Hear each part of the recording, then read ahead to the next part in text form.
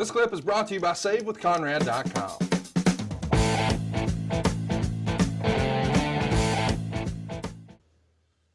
Let's talk a little bit about Chris Jericho, because these guys are all friends with him. Famously, you know, we know the relationship between each one. They all had a similar path where, you know, they were all in ECW and then wound up in WCW, and now they're in the WWE. But he beat them there, you know, by several months, and he wasn't off to the very best start. But you got to assume they were talking ahead of time. Did you ever have a conversation with Jericho about any of these guys in this era? Yeah, Chris was excited to have him there because Chris enjoyed working with Benoit. He enjoyed working with, he enjoyed working with all of them. You know, Chris was always funny because he and Benoit would talk about, you can hit me as hard as you want anywhere on my body. He goes, doesn't matter, just don't hit me in my mouth, my nose, or my eye, and we're good to go. And they beat the hell out of each other. So it was, there are guys that love that. And these were 4 guys coming in that had no problem going there. So they were all tough as nails and could all go.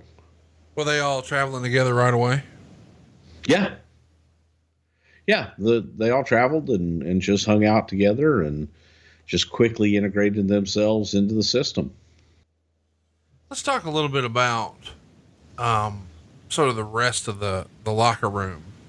How are they received when these guys come in? I mean, obviously at this point, the quote unquote war is well in hand. WWF is just dominating WCW at this point. These guys, you know, for whatever reason, had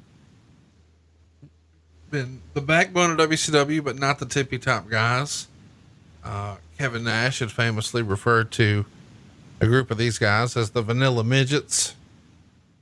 What's the preconceived notion from the locker room, to the best of your recollection, of this group?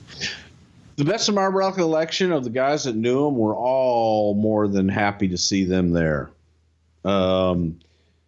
I think that there was a genuine feeling of open arms, especially for, you know, Chris and Eddie, that seemed to have the most friends in the locker room that people knew and that they embraced them and welcomed them. So it wasn't, these were all 4 good guys, right? That people genuinely liked. So they weren't controversial. They weren't, you know, didn't have bad reputations or anything like that. So the overall consensus was, oh shit, man, we got 4 fucking guys that can go. This is awesome. Hey, it's Conrad Thompson. Thanks for checking out the podcast here on YouTube.